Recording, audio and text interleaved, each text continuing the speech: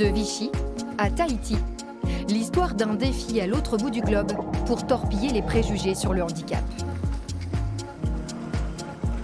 Après un repos bien mérité sur l'île de Moorea, nos jeunes sportifs se transforment en ambassadeurs du tout est possible. Merci. Voilà le champion. Oh là là. Palais de la présidence de la Polynésie française. Au sortir du Conseil des ministres, le président Édouard Fritsch tient à féliciter les nageurs de l'Académie Croison pour leur traversée.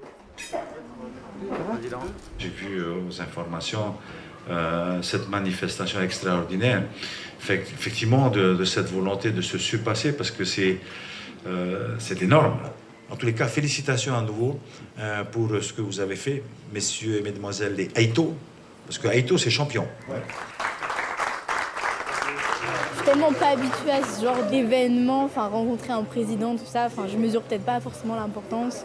Si on peut essayer de changer les mentalités et si on peut essayer de faire évoluer un peu la société, c'est un grand mot, mais si on peut au moins faire un petit pas, c'est génial, oui, je suis contente. Voilà. Une délégation de sportifs déterminés à faire progresser la cause du handicap à Tahiti comme ailleurs. Il y a des gens qui sont venus vers nous. Ils ont dit, vous allez voir le président, vous allez voir la secrétaire d'État, vous allez voir les ministres. Dites-leur que le sport, pour nous, c'est un outil de résilience. Comme le sport a été pour eux, pour moi, l'outil de résilience. L'outil qui nous a permis de nous reconstruire. L'outil qui nous a permis d'accepter notre handicap. Et j'espère qu'en venant ici en Polynésie avec l'Académie Philippe Croison, on a contribué à ce changement de regard de votre société sur les personnes handicapées.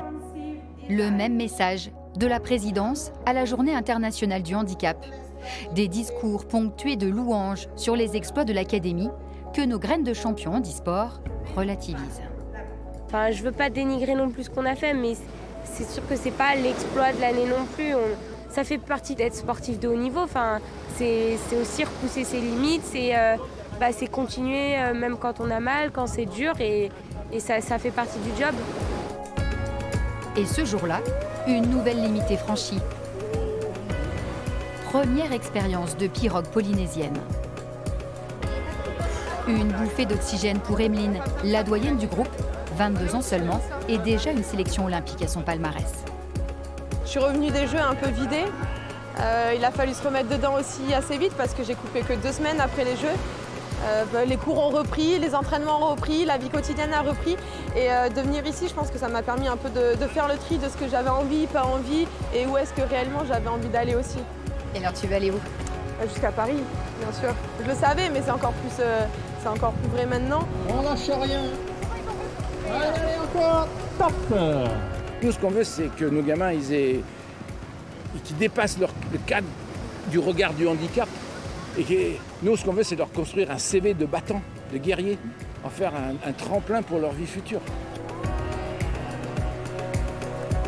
Booster la confiance pour mieux envisager la compétition et l'avenir. Tahiti Moorea, un défi collectif qui laissera des sourires dans les cœurs.